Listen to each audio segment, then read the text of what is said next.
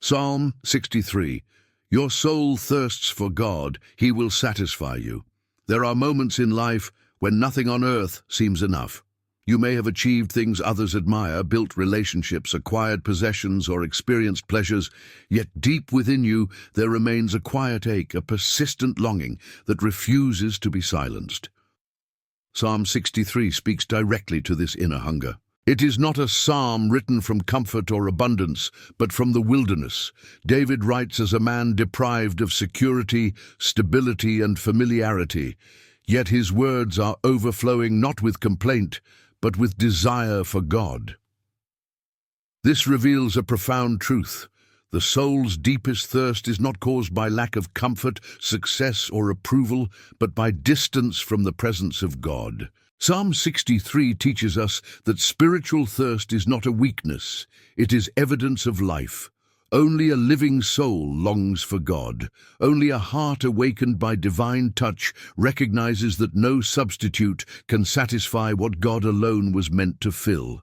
This psalm is a map for anyone who feels empty even while surrounded by plenty, restless even in moments of peace, or dissatisfied despite answered prayers. It shows us how longing becomes worship, how desire becomes devotion, and how God responds to a seeking heart with satisfaction that goes far beyond circumstances. Throughout this teaching, we will explore the meaning of spiritual thirst, the nature of true satisfaction, the role of remembrance and praise, the confidence that comes from intimacy with God, and the victory that flows from trusting Him fully. Psalm 63 is not merely a song, it is an invitation to experience God as the source of life itself. As you listen or read, allow these words to examine your own desires. Ask yourself honestly, what does your soul truly thirst for, and are you seeking it in the right place? Now let us begin with the foundation of this psalm, the cry of a thirsty soul in a dry land. A soul that thirsts in the wilderness. Psalm 63 opens with one of the most intimate declarations in Scripture. O God, you are my God. Early will I seek you. My soul thirsts for you. My flesh longs for you in a dry and weary land where there is no water. These words are not poetic exaggeration. They are a spiritual diagnosis. David is in a literal wilderness, but more importantly, he is in a season of uncertainty and threat. Yet instead of focusing on what he lacks, he names what he desires most. This is the first and most critical lesson of Psalm 63. Your environment does not determine your hunger, your heart does.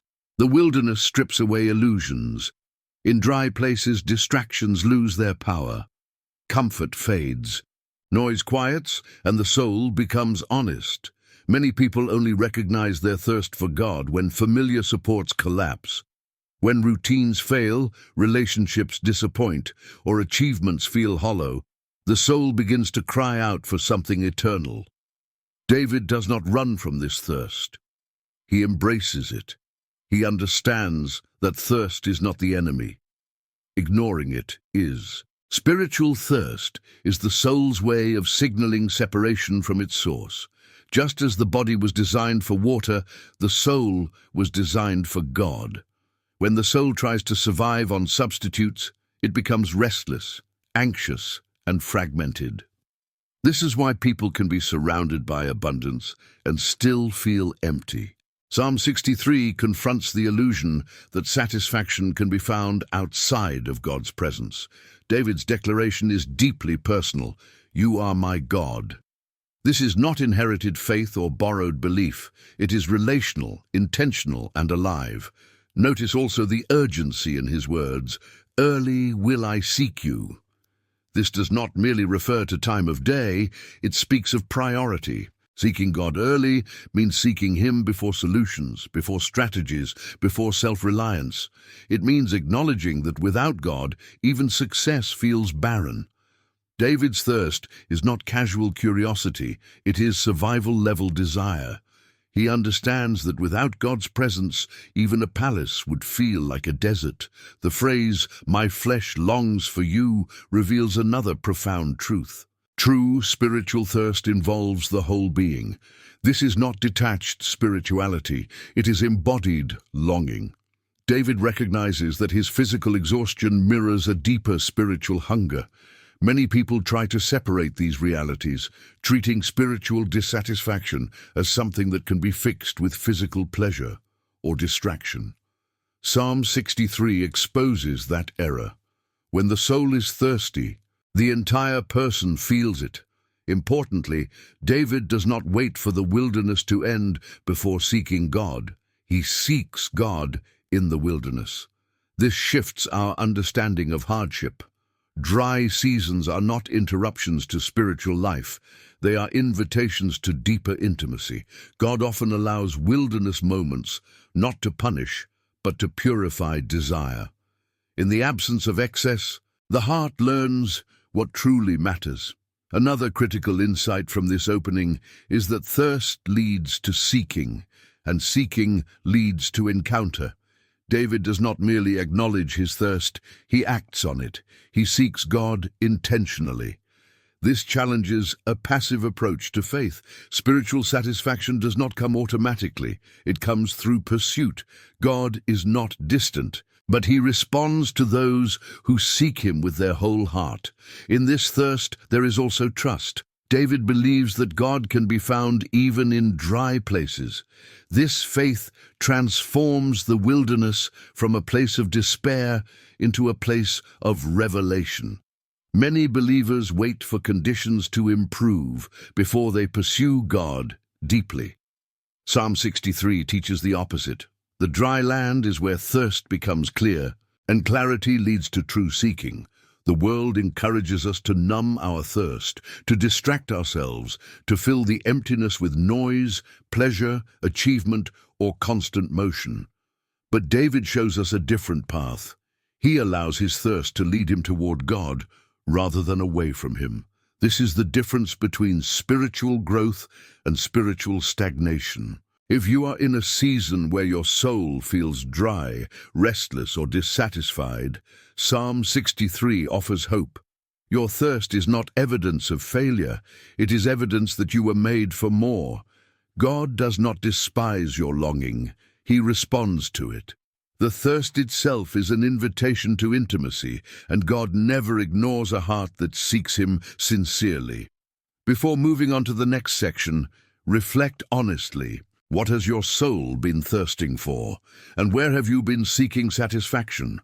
Psalm 63 begins by redirecting desire back to its true source. If this message is speaking to your heart and you want to continue walking through the depths of God's Word together, take a moment to subscribe to the channel. By subscribing, you ensure that you stay connected to teachings that nourish your soul and guide you toward the satisfaction only God can give. Satisfaction that flows from God alone. The hunger described in Psalm 63 does not end in longing. It moves toward fulfillment. David does not cry out into emptiness, he cries out with expectation.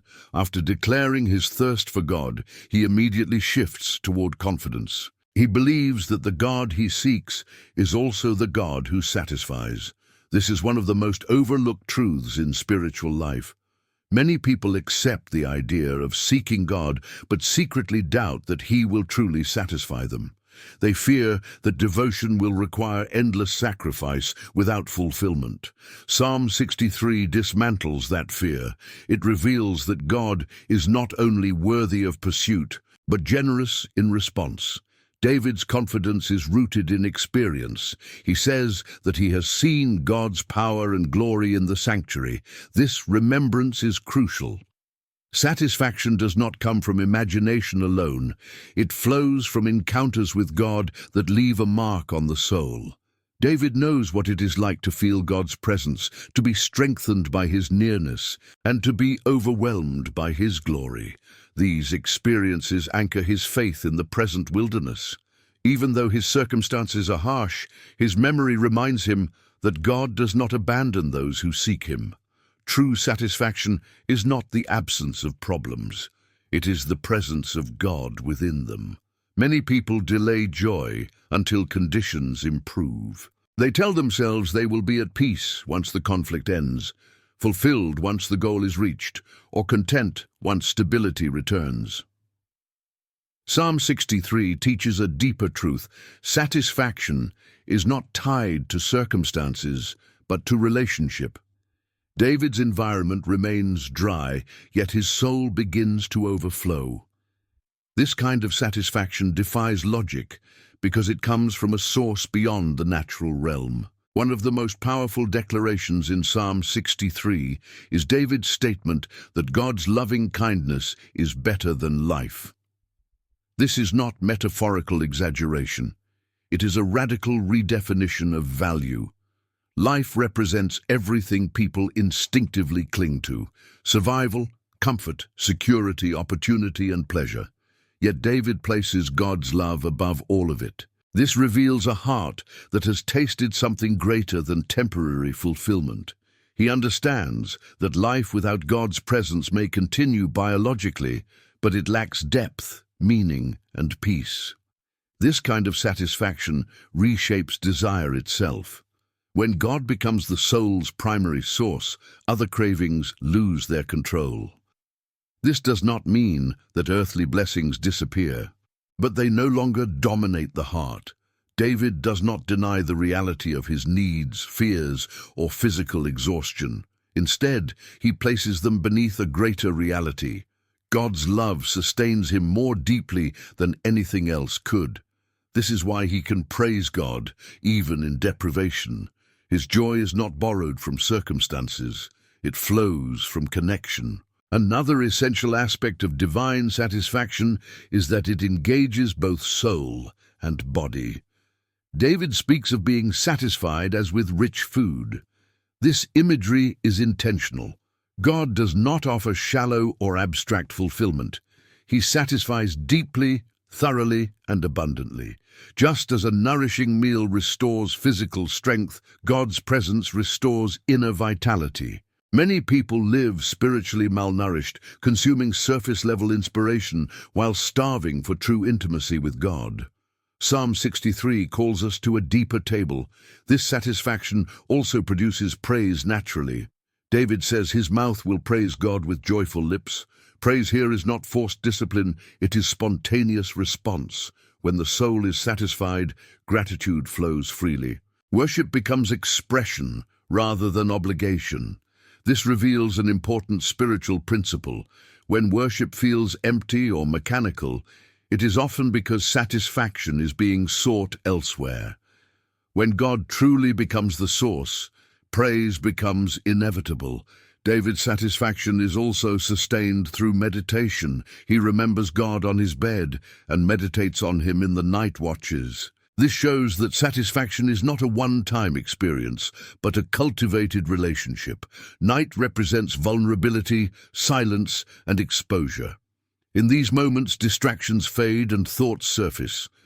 David chooses to fill these moments with remembrance of God rather than fear or anxiety. This choice protects satisfaction from erosion. Many people experience God briefly but lose the sense of fulfillment because they do not guard it.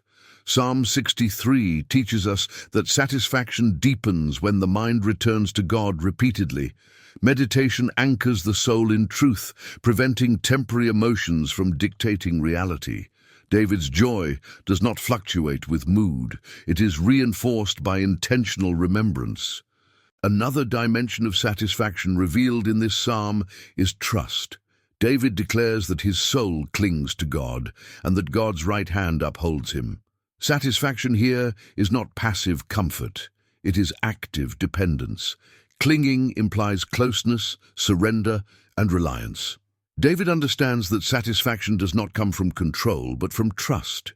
He allows himself to lean fully on God, confident that God will not let him fall. This trust transforms fear. David acknowledges enemies who seek his life, yet he does not obsess over them. Instead, he entrusts their fate to God. This is a powerful sign of satisfaction. An unsatisfied soul is easily consumed by threat, comparison, and insecurity.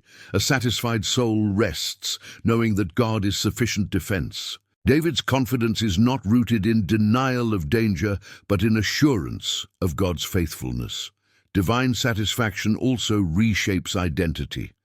David does not define himself by his role, status, or circumstances. He defines himself by his relationship with God. This frees him from desperation. When identity is secure, desire becomes focused. David does not chase validation or revenge. He seeks God. This alignment of identity and desire is a hallmark of spiritual maturity. It is important to recognize that this satisfaction does not eliminate longing. It redirects it. David continues to seek God even after experiencing fulfillment. This may seem paradoxical, but it reveals the nature of divine satisfaction. God satisfies without exhausting desire. Each encounter deepens hunger rather than replacing it. This is unlike worldly satisfaction, which dulls desire temporarily and then demands more. God's satisfaction is renewing, not consuming. Many people fear that fully pursuing God will limit their lives. Psalm 63 reveals the opposite. It expands life. David's joy, confidence, and clarity increase as he draws closer to God. His praise becomes louder, his trust deeper, and his hope stronger. Satisfaction does not shrink him, it strengthens him. If your soul feels restless despite success, distracted despite activity, or empty despite achievement, Psalm 63 offers clarity. Satisfaction cannot be manufactured. It must be received from its source. God does not tease the thirsty soul. He satisfies it. But this satisfaction is found in presence, not possessions, in relationship, not results. This topic challenges us to examine where we are seeking fulfillment. Many frustrations persist, not because God is distant, but because desire is misdirected. When God becomes the primary pursuit, satisfaction follows naturally. It may not remove hardship, but it transforms how hardship is experienced. As you reflect on this truth, consider where your satisfaction has been rooted. Has it been dependent on outcomes, approval, or stability, or has it been anchored in God's presence? Psalm 63 invites you to shift the source. God does not merely quench thirst, He fills the soul to overflowing.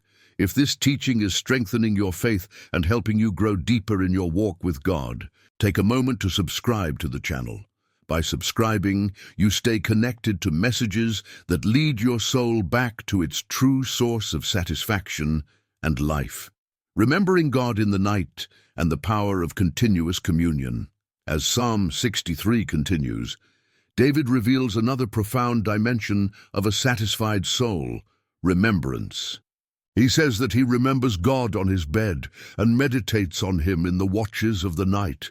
This statement opens a window into the inner life of someone who has learned to walk with God beyond public worship and visible devotion. Night is when masks fall away. It is when distractions quiet, responsibilities pause, and the mind begins to wander freely. For many people, the night becomes a battleground of thoughts, regrets, fears, and unanswered questions. Yet for David, the night becomes sacred ground. This transformation does not happen accidentally. It is the fruit of a life oriented toward continuous communion with God. Night represents vulnerability. During the day, activity can suppress inner unrest, but darkness exposes what truly occupies the heart. David does not use the night to rehearse anxiety or plot revenge. He uses it to remember God. This reveals a crucial truth. Spiritual maturity is not measured by how passionately we worship in public moments, but by where our thoughts naturally drift when no one is watching. What fills the silence reveals what truly satisfies the soul. Remembrance is more than recalling facts about God. It is relational awareness.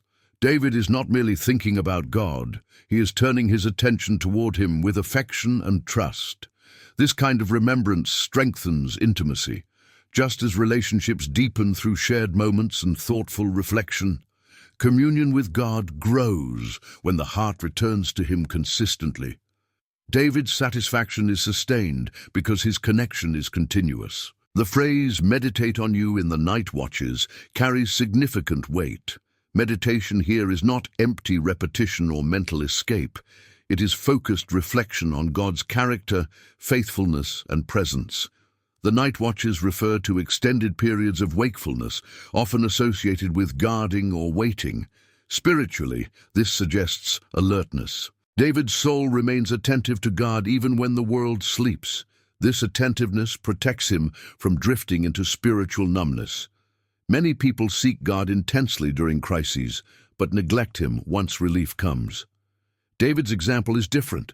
He does not reserve God for emergencies. He cultivates awareness, even in stillness. This continuous communion is what transforms faith from a reaction into a relationship. God becomes not just a solution, but a companion. Another powerful truth emerges here. Remembrance fuels confidence. David says that because God has been his help, he rejoices in the shadow of God's wings.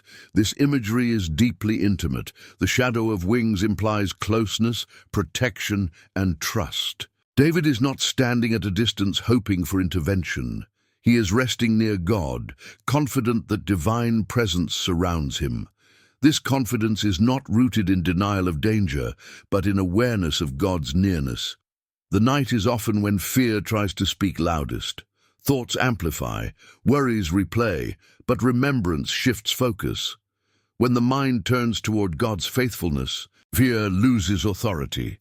David's practice teaches us that peace is not achieved by suppressing thoughts, but by redirecting them. What we repeatedly focus on shapes our inner world. By choosing to remember God, David reinforces trust and silences anxiety. This section of Psalm 63 also reveals the rhythm of spiritual life. Satisfaction is not sustained by isolated moments of devotion, but by ongoing alignment. David's joy does not depend on constant emotional intensity. It is reinforced through consistent remembrance. This rhythm stabilizes the soul. Just as the body requires regular nourishment, the soul requires continual connection. Another important insight is that remembrance strengthens resilience. David acknowledges threats and enemies later in the psalm, yet his tone remains confident. This is not because danger has disappeared, but because remembrance has reframed reality. When God occupies the center of thought, external pressures lose their ability to dominate. The soul becomes anchored rather than reactive. Many believers struggle with inconsistency, feeling close to God at times and distant at others. Psalm 63 suggests that remembrance bridges this gap.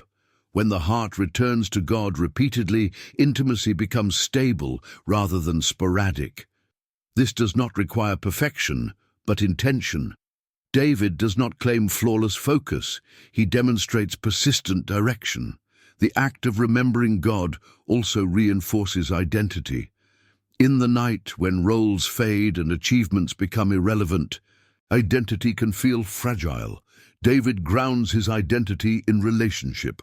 God is not merely a helper. He is the source of David's confidence and joy. This anchoring protects David from despair and self-pity. There is also a subtle but powerful truth here about desire. What we remember reveals what we value. David's mind returns to God naturally because God has become his greatest treasure. This is not forced discipline, it is cultivated affection. Over time, what we prioritize shapes our desires.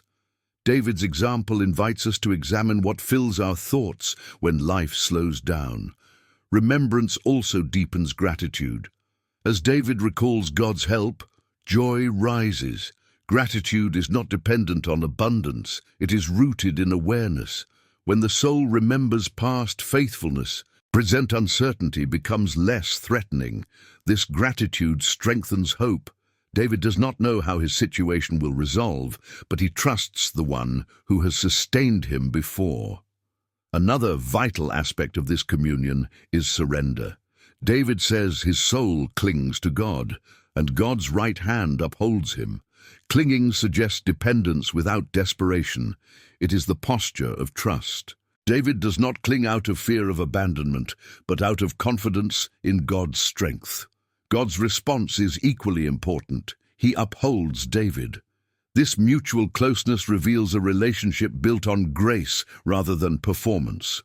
This dynamic challenges a transactional view of faith. David does not remember God to earn protection. He remembers God because he already knows God as faithful. Communion flows from relationship, not obligation. This distinction transforms spiritual life from burden to joy. Continuous communion also reshapes perspective on suffering. David's hardships do not disappear, but they lose their power to define his experience. The presence of God becomes more real than the pain of the wilderness. This does not trivialize suffering, it contextualizes it. Pain becomes a chapter, not the whole story. Many people assume that deep communion with God requires ideal conditions, quiet time, emotional readiness, or external peace. Psalm 63 dismantles that assumption. David communes with God in exile, under threat, and in discomfort. This reveals that God is accessible in all conditions. Communion is not limited by environment. It is enabled by desire. As we reflect on this section, we must confront an important question. What occupies our nights? When distractions fade, what thoughts remain? Do we rehearse fear, resentment, and regret, or do we return to God? This is not about condemnation, but invitation. Psalm 63 invites us to transform the night from a place of unrest into a sanctuary of remembrance. Cultivating this kind of communion requires intentional practice. It may begin with simple acknowledgement, gratitude, or prayer. Over time, remembrance becomes natural. The soul learns where safety resides. David's life shows that continuous communion is not reserved for the spiritually elite.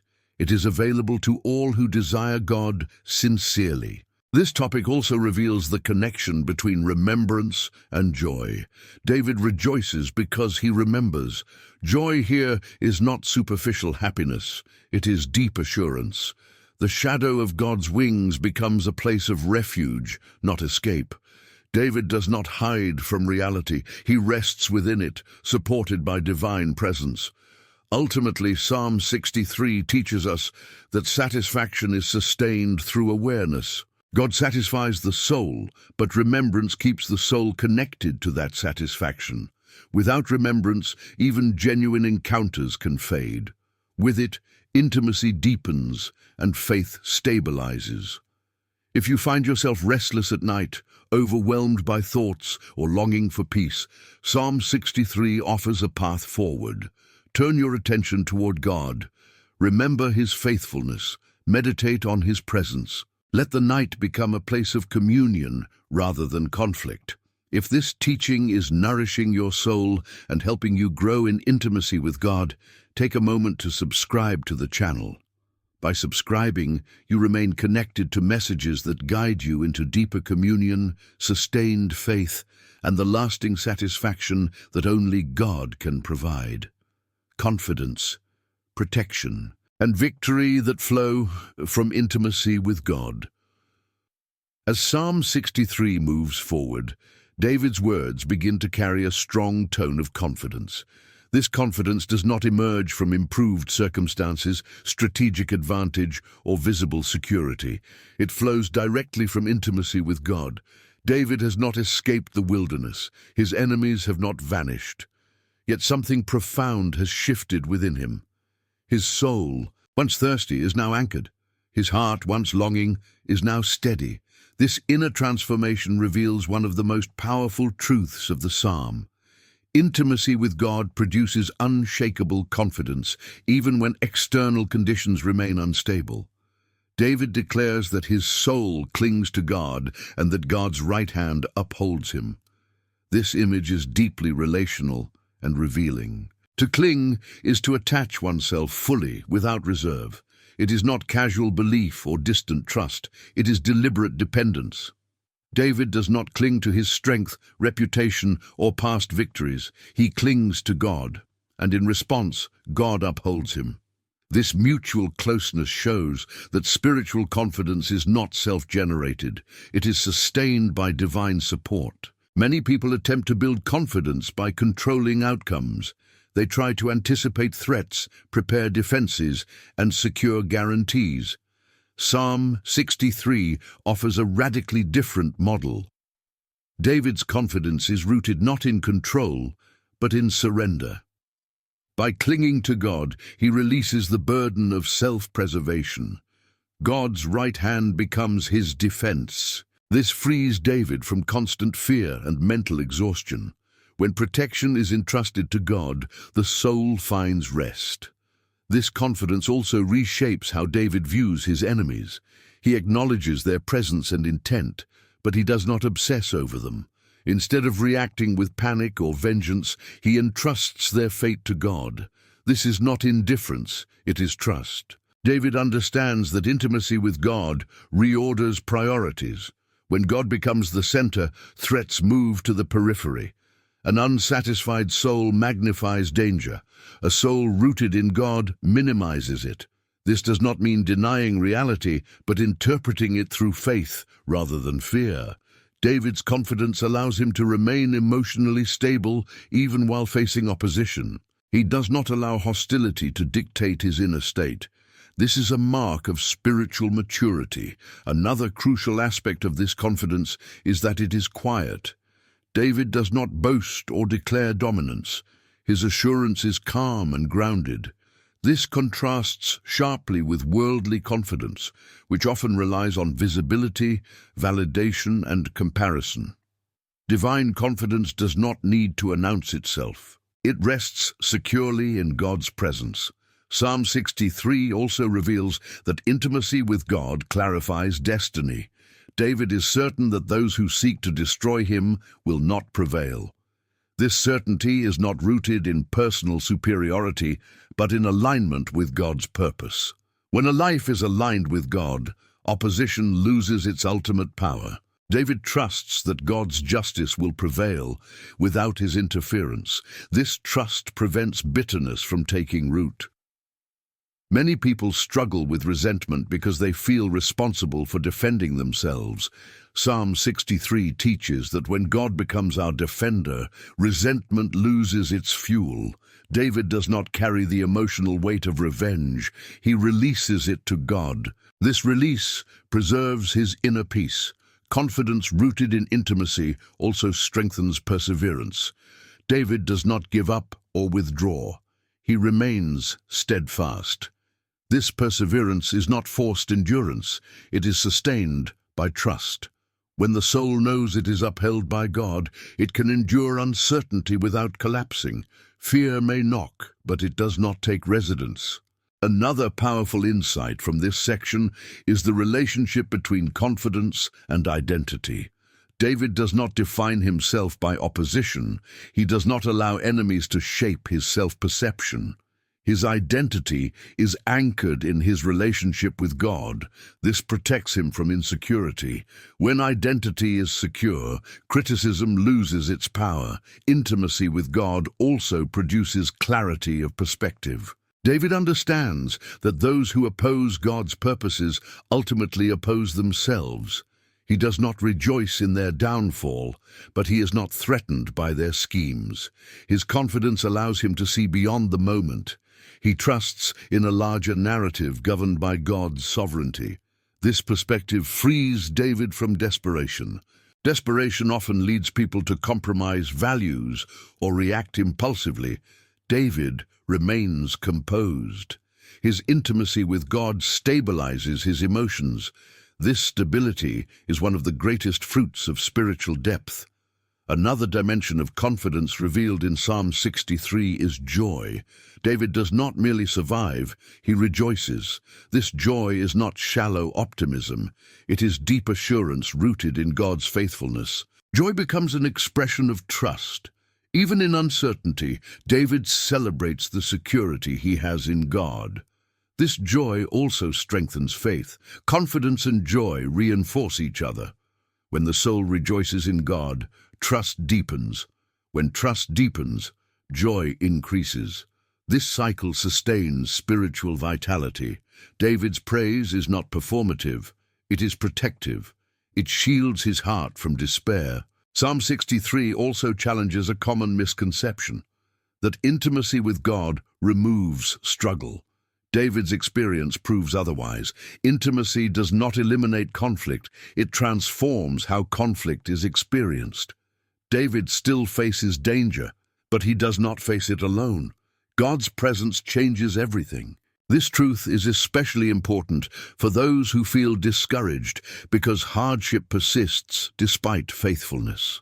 Psalm 63 reassures us that God's presence is not measured by the absence of difficulty, but by the strength we receive within it.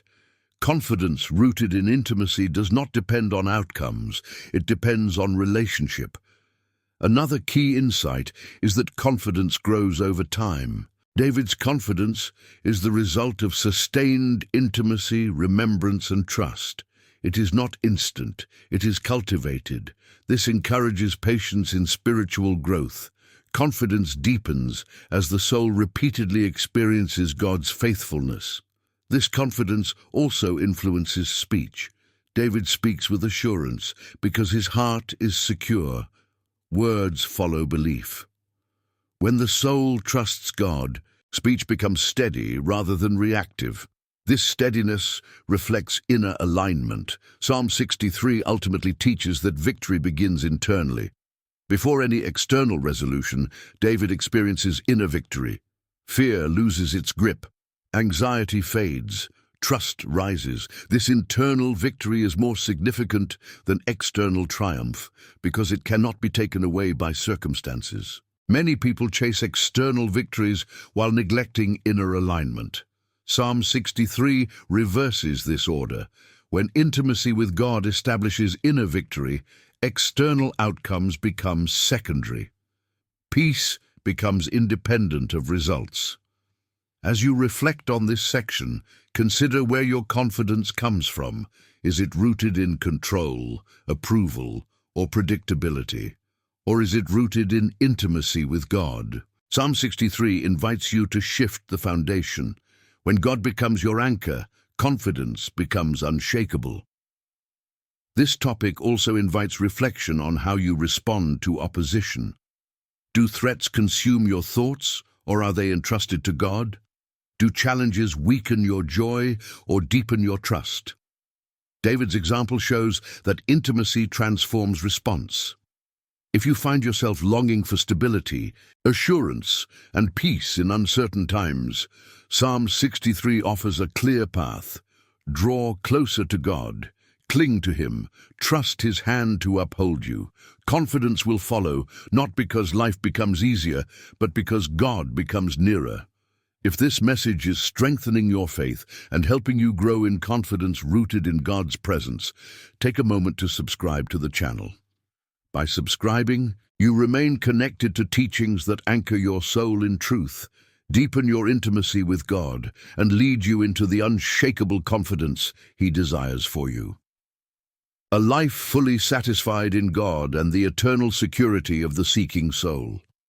As Psalm 63 reaches its final movement, David's voice carries a sense of settled assurance. This is not the confidence of someone who believes problems will magically disappear, but the peace of someone who has discovered where life truly resides.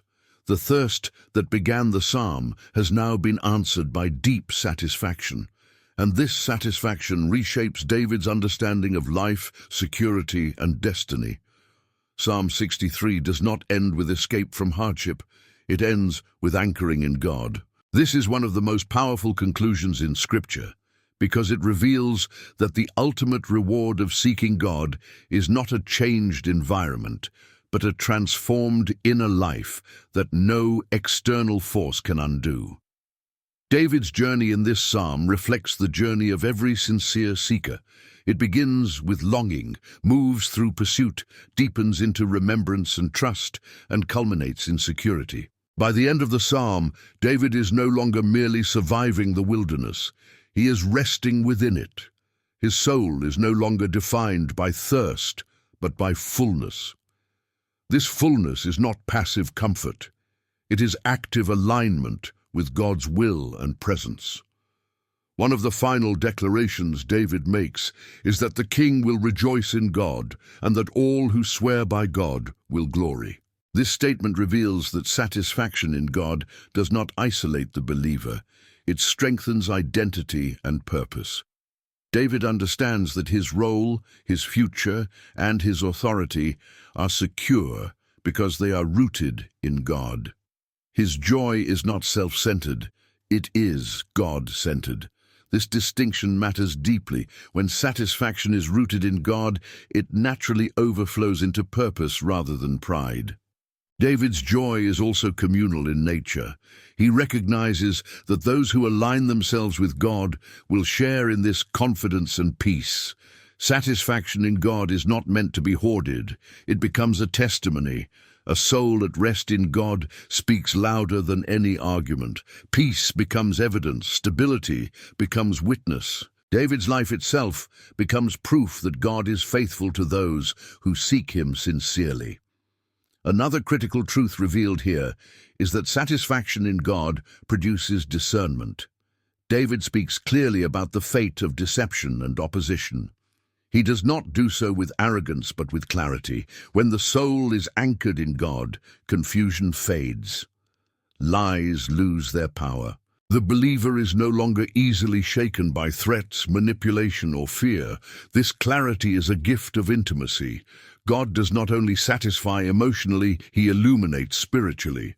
This discernment protects the heart.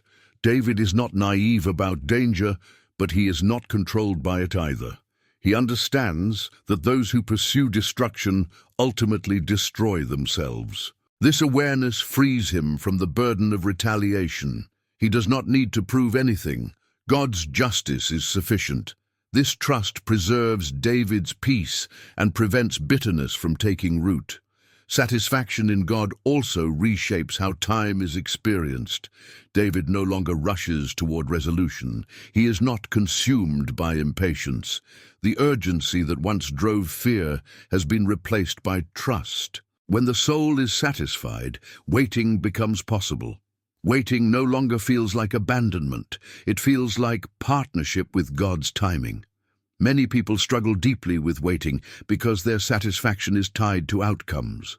When fulfillment depends on resolution, delay feels unbearable. Psalm 63 reveals a different reality.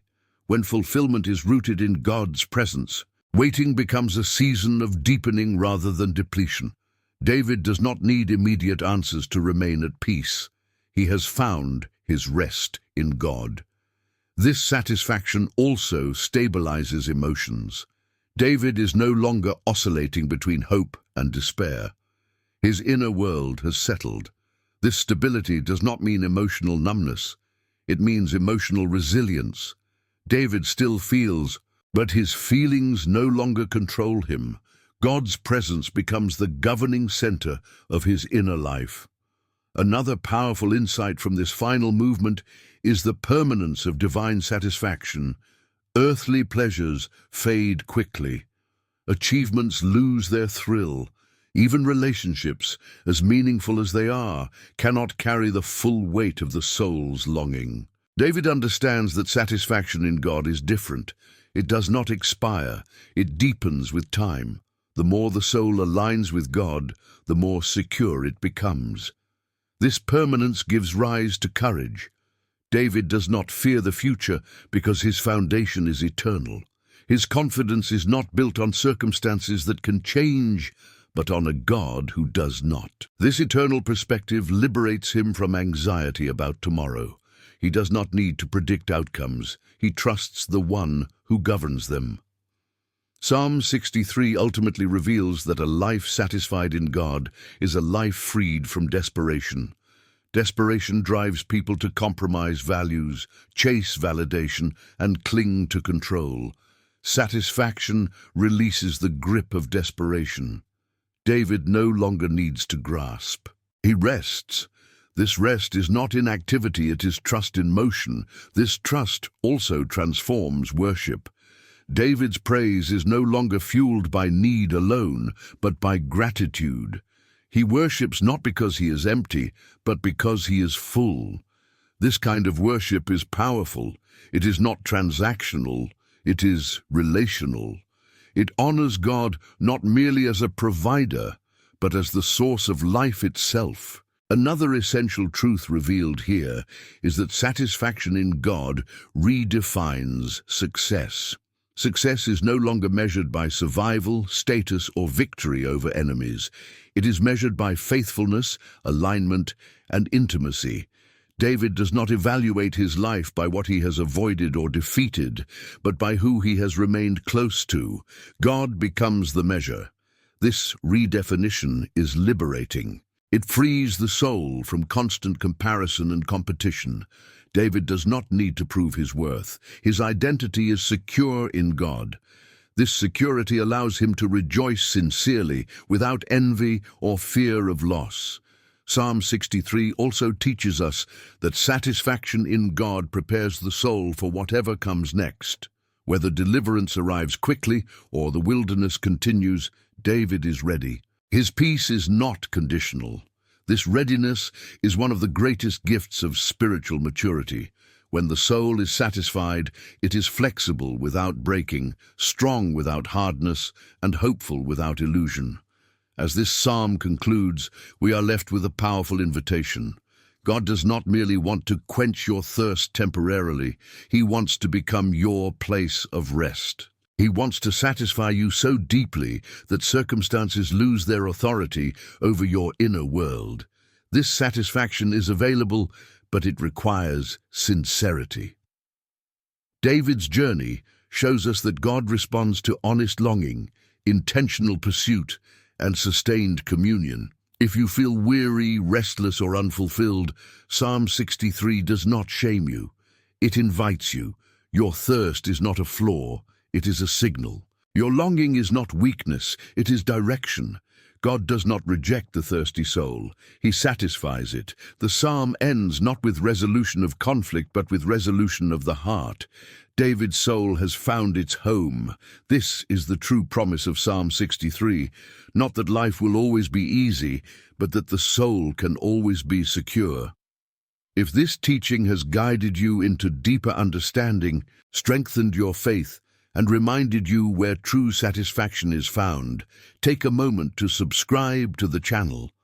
By subscribing, you remain connected to messages that lead you into deeper intimacy with God, lasting peace, and the unshakable satisfaction that only He can give.